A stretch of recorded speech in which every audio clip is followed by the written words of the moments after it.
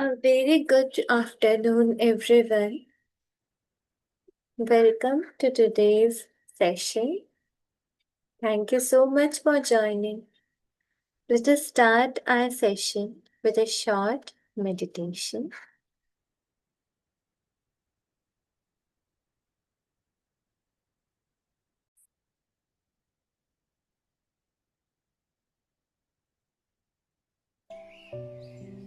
I hope the background music is audible.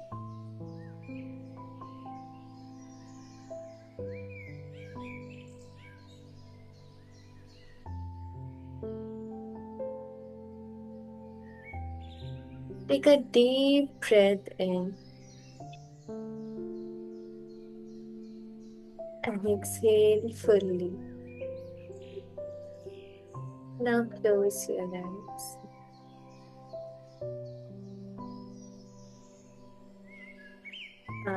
Sleep with freshness.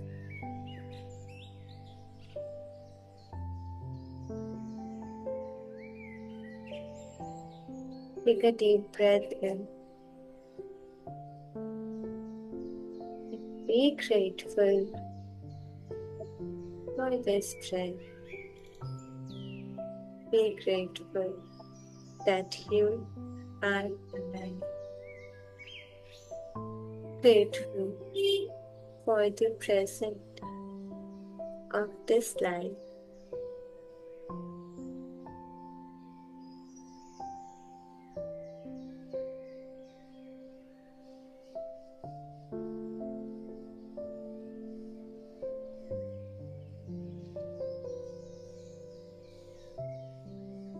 Relax and reflect upon yourself.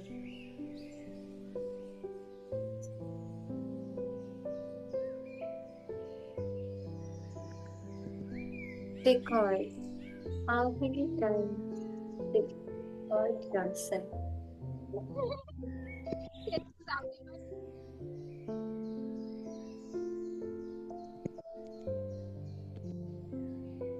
How many times did you criticize कुछ नहीं खा लिए your own self?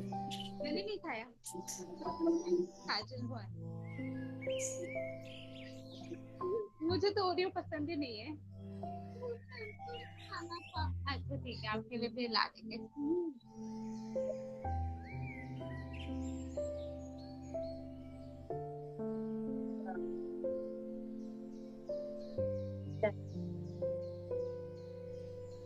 Or certain moments, self-criticism, self-doubt, worry, or stress. Just release them with an exhale. Give yourself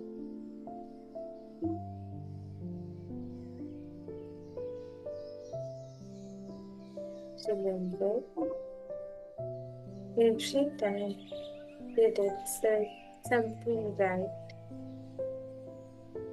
you did acts of service towards yourself, towards others.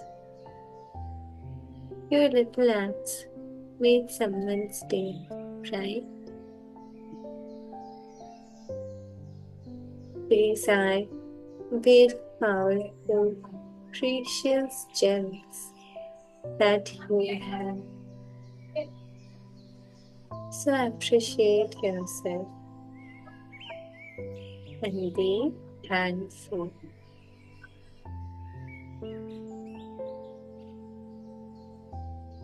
Promise yourself to become better, happier person each day and increase your self-love.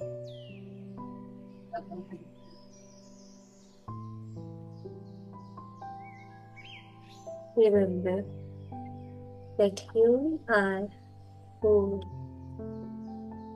you are who. Namaste. I am the master of my destiny.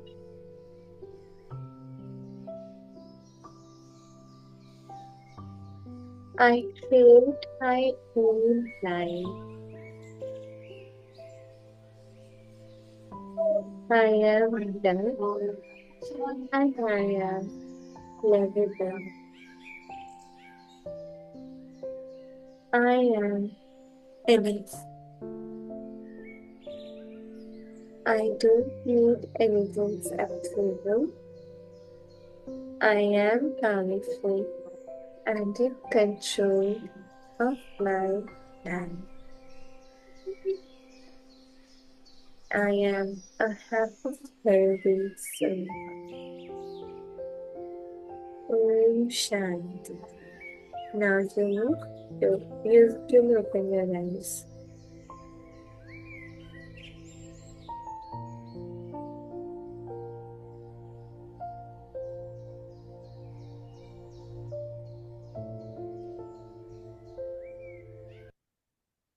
Let me share the screen.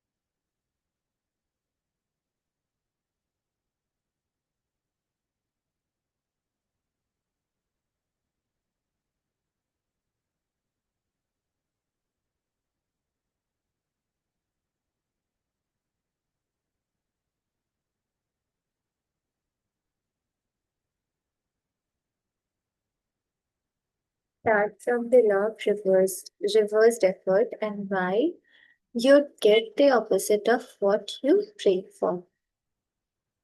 तो इस book में हमने देखा बहुत सारी techniques हैं powerful जो कि हमें हमारे हमारे ड्रीम्स को सच कैसे किया जाए उसके बारे में बताती है। अपने लाइफ स्टाइल में हमें पॉजिटिविटी लेकर आनी है।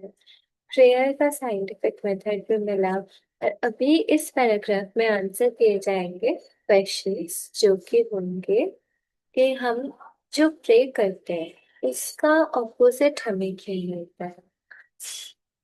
कोई the famous psychologist from France who visited America about 40 years ago defined the law of reversed effort as follows. When your desires and imagination are in conflict, your imagination invariably gains the day. If, for example, you were asked to walk a plank on the floor, you would do so without question.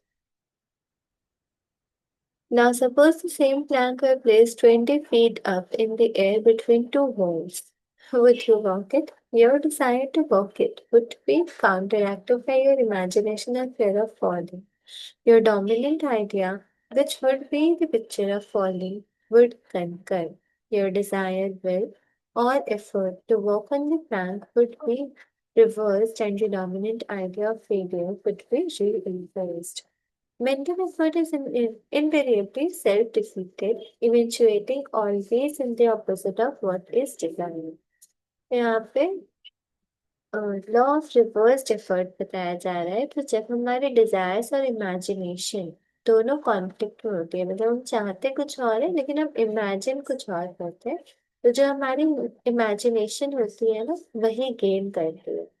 इसमें example दिया है कि अगर कोई floor पे Planck रखा होगा तो उस पर हम चलने के लिए क्वेश्चन भी नहीं करेंगे, अब उस पर चल लेंगे। लेकिन अगर दो वॉल्स हैं, दो दीवारों पे वो प्लैंक रखा हुआ है, नीचे कुछ भी नहीं है, तो उसके ऊपर हमारा अगर डिजायर भी होगा कि हम चले उसके ऊपर, लेकिन फिर भी इमेजिनेशन होगी, जो फियर होगी कि हम गिर जाएंगे, वो यहाँ पे डोमिनेट करेगी और इसीलिए फिर हम उस प्लान पर नहीं चल पाएंगे। तो जो मेंटल एफर्ट होता है वो सेल्फ डिफीटेड होता है, eventuating always in the opposite of what is desired.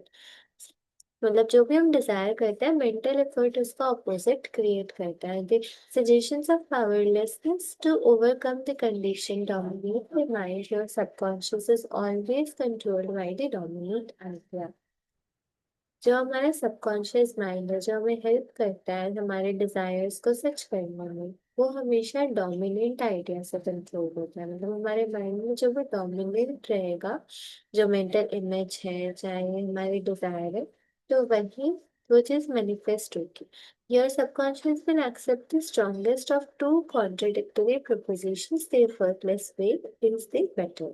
If you say, I want a healing, but I can't get it. I try so hard. I force myself to pray. I use all the willpower I have. You must really realize that your error lies in your effort. Never try to compel the subconscious mind to accept your idea by exercising willpower. Such attempts are doomed to failure and you get the opposite of what you prayed for. यहाँ पे author कह रहे हैं कि जब हम effort लगाते हैं जब हम कहते हैं हम पूरी अपनी विल पावर से जी जान से जान बुझ करके कोशिश करते हैं अपने सबकॉन्शियस माइंड को कोई आइडिया एक्सेप्ट करने के लिए फोर्स करते हैं तो फिर वो चीज सच नहीं हो पाती है वो फेल करती है. इसीलिए एफर्टलेस वे ही बेटर होता है. The following is rather common experience. Students, when taking examinations and reading through their papers, find that all their knowledge has suddenly deserted them. Their minds become appalling blanks and they are unable to recall one relevant thought. The more they grit their teeth and summon the powers of the will, the further the answers seem to flee. But when they have left the examination room and the mental pressure relaxes, the answers they were seeking flow tantalizingly back into their minds, trying to force themselves to remember was the cause of their failure. This is an example of the law of reversed effort, whereby you get the opposite of what you asked or prayed for. यहाँ पे example दिया जा रहा है students का जब exam देते हैं तो उस वक्त जब हम फोर्स करते हैं अपने माइंड को याद कराने के कि क्या पढ़ा था क्या आइडिया होगा क्या आंसर होगा उस वक्त ऐसा लगता है कि वो आंसर और भी ज्यादा दूर जा रहा है. लेकिन एक बार जब हम रिवर्स्ड एफर्ट मतलब कि जब हम उसके बाद में उस प्रेशर से स्ट्रेस से बाहर निकलते हैं जब एग्जामिनेशन हॉल से बाहर निकलते हैं तो फिर वो जो थॉट्स रहते हैं जो आंसर्स रहते हैं आइडियाज जो रहते हैं वो बहुत एफर्टलेसली हमें याद आते रहते हैं. तो ये एक एग्जाम्पल है लॉ ऑफ रिवर्स्ड एफर्ट का जब हमें जो हम प्रे करते हैं जो हम चाहते हैं अपनी विल पावर से उसका अपोजिट हमें मिलता है. The conflict of desire and imagination must be reconciled. तो ये जो डिजायर और इमेजिनेशन का कॉन्फ्लिक्ट है इसको रिकनसाइल हमें करना होगा. प्रॉब्लम पता चलती है तो अब सोल्यूशन पे आते हैं. To use mental force is to presume that there is opposition. To use mental force is to presuppose that there is opposition. When your mind is concentrated on the means to overcome a problem, it is no longer concerned with the obstacle. If two of you shall agree on earth as touching anything that they shall ask, it shall be done for them of my Father which is in heaven. Who are these two? It means the harmonious union or agreement between your conscious and subconscious on any idea, desire, or mental image. When there is no longer any quarrel in the part of your mind, your prayer will be answered. The two agreeing may also be represented as you and your desire, your thought and feeling, your idea and emotion, your desire and imagination. जब हम mental force का use करते हैं तो उसका मतलब opposition होती है. अपोजिशन किसके बीच में चल रही होती है जो हमारी डिजायर होती है और जो इमेजिनेशन होती है. जब हमारा माइंड कॉन्सेंट्रेटेड होता है प्रॉब्लम को ओवरकम करने के लिए तब वो ऑब्स्टेकल की तरफ ध्यान नहीं देता. जब भी हम सोल्यूशन ओरिएंटेड होते हैं हम सोल्यूशन खोजते हैं तो उस वक्त फिर हम प्रॉब्लम की तरफ ध्यान नहीं देते हम सोल्यूशन की तरफ ही ध्यान देते हैं. और यहाँ पे कोट लिखा गया है if two of you shall agree on earth as touching anything that they shall ask it shall be done for them of my father which is in heaven. तो यहाँ पे जो टू ऑफ यू है, ये है harmonious union या agreement. जो हमारा कॉन्शियस और सबकॉन्शियस माइंड है, वो जब भी एग्री करता है किसी भी आइडिया, डिजायर या मेंटल इमेज में, जब कोई भी क्वेरल नहीं रहता। एग्री करने का मतलब क्या है? कोई क्वेरल नहीं है, कोई कॉन्फ्लिक्ट नहीं है, दोनों ने एग्री किया है, कॉन्शियस ने भी सबकॉन्शियस माइंड ने भी। किसके ऊपर एग्री किया है? जो आइडिया है, कोई हमारी डिजायर है, कोई मेंटल इमेज है, उस पर एग्री किया है। तो फिर हमारा प्रेयर जरूर आंसर होगा। जो ये दोनों अग्री करेंगे, ये रिप्रेजेंट क्या कर, हमारी थॉट, हमारी सोच को और हमारी फीलिंग को, हमारे आइडिया और इमोशन को, हमारी डिजायर और इमेजिनेशन को। You avoid all conflict between your desires and imagination by entering into a drowsy, sleepy state, which brings all effort to a minimum. हम अवॉइड करते हैं सारे कॉन्फ्लिक्ट्स को अपने डिजायर और इमेजिनेशन में। कैसे अवॉइड करते हैं? By entering into a drowsy sleepy state which brings all effort to a minimum. जब हम ड्राउजी स्लीपी स्टेट में होते हैं तो फिर हमारे सारे एफर्ट्स मिनिमम हो जाते हैं। The conscious mind is submerged to a great extent when in a sleepy state. जब हम स्लीपी स्टेट में होते हैं तो जो हमारा कॉन्शियस माइंड होता है वो सबमर्ज हो जाता है ग्रेट एक्सटेंट में। The best time to impregnate your subconscious is prior to sleep. तो इसीलिए जब भी हम अपने सबकॉन्शियस माइंड में कोई आइडिया डालना होगा, तो वो बेस्ट टाइम होगा जस्ट प्रायर टू स्लीप। जब हम थोड़ी थोड़ी ड्राउजी स्टेट में होते हैं, मतलब हम जगे भी होते हैं और सोए हुए भी नहीं होते हैं, ऐसे थोड़ा थोड़ा हमें नींद जैसा लगने लग जाता है ना, उस वक्त हमें वो थॉट डालने। The reason for this is that the highest degree of outcropping of the subconscious occurs prior to sleep and just after we awaken.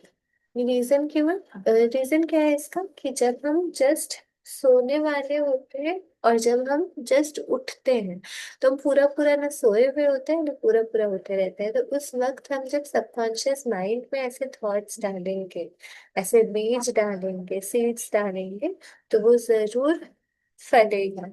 In this state, the negative thoughts and images which tend to neutralize your desire and so prevent acceptance by your subconscious mind no longer present themselves. इस state में क्या, जो हमारे negative thoughts होते हैं, जो imagery होती है, जो कि हमारी डिजायर को न्यूट्रलाइज कर देती है, वो वो प्रेजेंट नहीं होती है। जब हम, क्योंकि क्या रहता है ना, सबकॉन्शियस माइंड हमारा उस वक्त एक्टिव रहता है लेकिन कॉन्शियस माइंड स्लीपी स्टेट में पहुंच जाता है। मतलब कॉन्शियस माइंड जो है, जो ज्यादा लॉजिकल है, हमारी कोई डिजायर होती है तो सबसे पहले क्या होता है, हमारे अंदर एक लॉजिकल माइंड चलता है कि ये क्या डिजायर है, ये पूरा हो सकता है, ये इम्पॉसिबल है, ऐसे कर करके। तो जब हमारा कॉन्शियस माइंड सबमर्ज्ड रहता है तो फिर वो जो ऑपोजिट थॉट्स, हमारे डिजायर के ऑपोजिट थॉट्स नहीं क्रिएट होते हैं। इसीलिए ऑथर ने बोला है कि the best time to impregnate your subconscious is prior to sleep and just after we awaken. When you imagine the reality of the fulfilled desire and feel the thrill of accomplishment, your subconscious brings about the realization of your desire. ये जब हम imagine करते हैं अपने fulfilled Dzire की reality को, मतलब जो डिजायर है उसको फुलफिल्ड हम सोचेंगे कि वो सच हो गया है, तो उसकी रियलिटी को जब हम इमेजिन करेंगे और इमेजिन करेंगे जैसे डिजायर पूरी हो जाएगी, तो हमें कितना थ्रिलिंग फील होगा, कितना हैप्पी फील होगा उसके अकॉम्प्लिशमेंट पे, उसके कंप्लीशन पे, वो भी हम फील करेंगे। तो हमारा जो सबकॉन्शियस माइंड है वो सच में उस डिजायर को रियलाइज कराएगा। A great many people solve all their dilemmas and problems by the play of their controlled, directed, and disciplined imagination, knowing that whatever they imagine and feel as true will and must come to pass. तो बहुत सारे ऐसे लोग हैं जो कि ये जो dilemmas, problems होते हैं, उनको कंट्रोल करते हैं, डायरेक्ट करते हैं डिसिप्लिन्ड इमेजिनेशन के थ्रू। डिसिप्लिन्ड इमेजिनेशन, जो हम इमेजिन करें वो डिसिप्लिन्ड वे में वो इमेजिन करते हैं, और जो भी वो इमेजिन करते हैं और फील करते हैं कि वो सच है, उस सच में होता ही है। ये उनका बिलीव रहता है। The following will clearly illustrate how a young girl overcame the conflict between her desire and her imagination. तो यहाँ पे एग्जाम्पल दिया गया है यंग गर्ल का, जिसने अपनी डिजायर और अपनी इमेजिनेशन के कॉन्फ्लिक्ट को कैसे ओवरकम किया। तो इससे हमें बहुत कुछ सीखने को मिलेगा, ध्यान से सुनेंगे। She desired a harmonious solution to her legal problem, yet her mental imagery was constantly on failure, loss, bankruptcy, and poverty. It was a complicated lawsuit, and there was one postponement after another with no solution in sight. तो उस young girl का कोई complicated lawsuit रहता है, कोई legal case रहता है, और वो काफी कॉम्प्लिकेटेड रहता है। और उस लड़की को कोई हार्मोनियस सोल्यूशन चाहिए होता है अपनी लीगल प्रॉब्लम का, लेकिन जो उसकी मेंटल इमेजरी रहती है वो कॉन्स्टेंटली उसे फेलियर, लॉस, बैंकरप्सी और पॉवर्टी ही दिखाती रहती है। तो और जो लॉ सूट है उसकी पोस्टपोनमेंट होती रहती है, एक के बाद एक पोस्टपोन होते रहता है वो, लेकिन कोई सोल्यूशन मिलता ही नहीं है। At my suggestion she got into a sleepy drowsy state each night prior to sleep, each night prior to sleep. जो ऑथर है डॉक्टर जोसेफ मोरफिक, इन्होंने सजेस्ट किया उस लड़की को कि वो एक स्लीपी ड्राउजी स्टेट में जाए each night prior to sleep, हर रात को सोने से पहले। And she began to imagine the happy ending film to the best of her ability. तो उसने वो हर रात को सोने से पहले इमेजिन किया कि उसके कि एक हैप्पी एंडिंग हो गई, जो लॉसूट है वो कंप्लीट हो गया, मतलब कि वो केस उसका सॉल्व हो गया और हैप्पीली सॉल्व हो गया। और ये चीज उसने हैप्पी एंडिंग को बहुत फील किया, बहुत अच्छे से फील किया, अपनी एबिलिटी का बेस्ट दिया इसने। She knew that the image in her mind had to agree with her thoughts desire. तो वो जानती थी कि जो इमेज है उसके माइंड में उसे एग्री करना होगा उसकी हर्ट के डिजायर के साथ, मतलब मन की जो हमारी डिजायर होती है, इच्छाएं होती है, उसके साथ हम अपनी मेंटल इमेज को एग्री कराना पड़ता है, हार्मोनाइज कराना पड़ता है। Prior to sleep, she began to dramatize as vividly as possible her lawsuit, having an animated discussion with her regarding the her lawyer, having an animated discussion with her regarding the outcome. She would ask him questions and he would answer her appropriately. He would say to nicely, a perfect harmonious solution. The case has been settled out of court. तो उसने बहुत dramatise किया इस चीज को, जैसे कोई lawyer है जिससे कि वो डिस्कस कर रही है अपनी लीगल केस के आउटकम को लेकर के, और वो उससे क्वेश्चन कर रही है और लॉयर अप्रोप्रिएटली आंसर कर रहा है। और ये चीज वो लॉयर बार बार उसे कह रहा है कि एक परफेक्ट हार्मोनियस सोल्यूशन है उसकी प्रॉब्लम का, और ये केस अब कोर्ट से सॉल्व हो चुका है। ये चीज उसने बार बार सुनना इमेजिन किया। During the day when fear thoughts came into her mind, she would run her mental movie with gestures, voice and sound effects. He could easily imagine the sound of his voice, smile, and mannerism. She ran this mental picture so often it became a subjective pattern, a regular train track. At the end of a few weeks, her attorney called her and confirmed objectively what she had been imagining and feeling as true subjectively. तो क्या होता है, कुछ weeks उसने यही चीजों को imagine किया। जब उसके दिन में उसे फियर वाले थॉट्स आने लगे तो फिर उसने फिर से वो जो मेंटल मूवी है उसको रन किया। जो जेस्चर्स, जो हैंड्स के, जो बॉडी के जो जेस्चर्स होते हैं, वो जेस्चर्स उसने इमेजिन किए, लॉयर के अपने वॉइस को, साउंड इक्विपमेंट, ये सब उसने पूरी मेंटल मूवी अपने दिमाग में चलाई। उसने अच्छे से इमेजिन किया जो लॉयर है उसका साउंड, उसकी स्माइल, उसकी मैनरिज्म, और इतने अच्छे से उसने इस मेंटल पिक्चर को चलाया अपने दिमाग में। कुछ हफ्तों में क्या होता है कि जो अटॉर्नी है वो खुद उसे बुलाते हैं और फिर जो उस लड़की ने सब्जेक्टिवली इमेजिन किया, जो फील किया, उस चीज को ऑब्जेक्टिवली उन्होंने कंफर्म कर दिया। मतलब क्या है, रियलिटी में वो चीज हो गई, उसकी लीगल प्रॉब्लम का हार्मोनियस सोल्यूशन हो गया।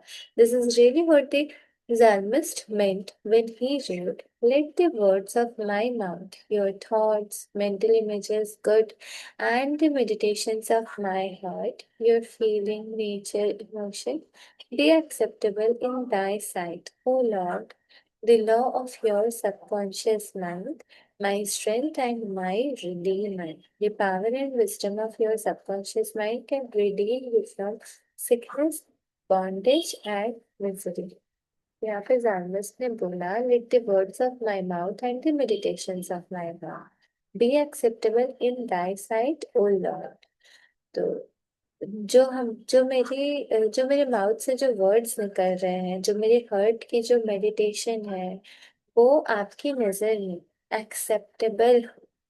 तो ये प्रे किया है, लॉर्ड। लॉर्ड मतलब जो गॉड है, my strength and my Redeemer. तो यहाँ पे जो वर्ड्स ऑफ माई माउथ है वो सिंबलाइज कर रहे हैं कि जो मेरी थॉट्स है, जो मेरे मेंटल इमेजेस हैं, वो चीज। और मेडिटेशंस ऑफ माई हार्ट से क्या बताया जा रहा है कि मेरी फीलिंग्स, मेरी नेचर और इमोशन, तो हमें थॉट्स और अपने फीलिंग्स को मैच कराना है। तो ये जो वर्ड्स ऑफ माई माउथ है, मेडिटेशंस ऑफ माई हार्ट। तो यहाँ पे कहा जा रहा है, be acceptable in thy sight, O lord. तो लॉर्ड वो एक्सेप्टेबल हो आपकी नजर में। तो लॉर्ड क्या सिंबलाइज कर रहा है? Law of your subconscious mind. तो वो एक्सेप्ट कर ले, यानी कि सबकॉन्शियस माइंड मेरे जो थॉट्स और फीलिंग्स है उसको एक्सेप्ट करे। My strength and my redeem. तो रिडीम यहाँ पे किससे करना है? रिडीम कोई भी सिकनेस होगी, बॉन्डेज होगी, मिजरी होगी, कोई प्रॉब्लम होगी, तो उससे रिडीम कर देगा। Ideas worth recalling. Mental coercion or too much effort shows anxiety and fear which block your answer. Easy does it. Mental coercion जो है, बहुत ज्यादा एफर्ट अगर हम लगाते हैं तो उससे क्या शो होता है? उससे एंजाइटी और फियर शो होने लग जाता है, जो कि हमारे आंसर को, हमारे प्रेयर को ब्लॉक कर देता है। Easy does it. जब हम इजी रहते हैं तो फिर वो जल्दी हम अपनी हर्ट के डिजायर को ऑब्जेक्टिवली भी देख पाते हैं, रियलिटी भी देख पाते हैं। When your mind is relaxed and you accept an idea, your subconscious goes to work to execute the idea. जब हमारा माइंड रिलैक्स होता है और हम एक्सेप्ट करते हैं उस वक्त कोई आइडिया को, तो हमारा सबकॉन्शियस उस आइडिया को एग्जीक्यूट करने पे लग जाता है। Think and plan independently of traditional methods, know that there is always an answer to a solution to every problem. जब भी कोई भी ट्रेडिशनल मेथड्स होंगे, उसके लिए थिंक एंड प्लान इंडिपेंडेंटली। हमेशा हमें ये याद रखना है कि जो भी हमारी कोई प्रॉब्लम होगी तो उसका कोई ना कोई सोल्यूशन, आंसर जरूर होता है। Do not be overly concerned with the beating of your heart, with the breathing of your lungs, or the functions of any part of your anatomy. Lean heavily upon your subconscious and proclaim frequently that divine right action is taking place. तो हमें अपनी anatomy के किसी भी function में ज्यादा concern नहीं। Anatomy के किसी भी फंक्शन, मतलब बॉडी जो फंक्शंस चल रहे हैं, जैसे ब्रीदिंग है, हार्ट बीट होती है, वो सब, उस पर हमें कंसर्न नहीं करना है। हमें सबकॉन्शियस माइंड के ऊपर हेवली लीन करना है और प्रोक्लेम करना है फ्रीक्वेंटली, बार बार प्रोक्लेम करना है कि divine right action is taking place. मतलब जो हो रहा है वो सही हो रहा है। The feeling of health produces health.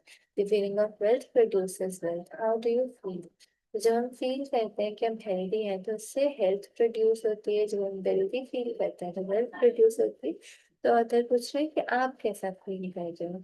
Imagination is your most powerful faculty. Imagine what is lovely and of good report. You are what you imagine yourself to be. Imagination सबसे ज्यादा पावरफुल फैकल्टी होती है। तो imagine करना है हमें जो lovely हो, जो गुड रिपोर्ट हो, वो इमेजिन करना है। क्योंकि जब हम जो भी चीज इमेजिन करते हैं वो ही हम हो जाता है। You avoid conflict between your conscious and subconscious in this sleepy state. Imagine the fulfillment of your desire over the novelty and prior to sleep. Sleep in peace is rhythm job. तो हमें अपने conscious और subconscious mind के बीच में अगर conflict avoid करना है तो वो स्लीपी स्टेट में हो जाएगा। इमेजिन करना है हमारी डिजायर की फुलफिलमेंट हो गई है over and over again prior to sleep. हमें सोने से पहले ये चीज बार बार इमेजिन करनी है कि हमारी डिजायर फुलफिल हो गई है। तो sleep in peace and wake in joy.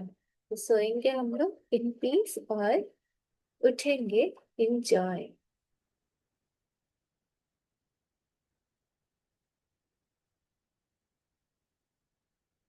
तूने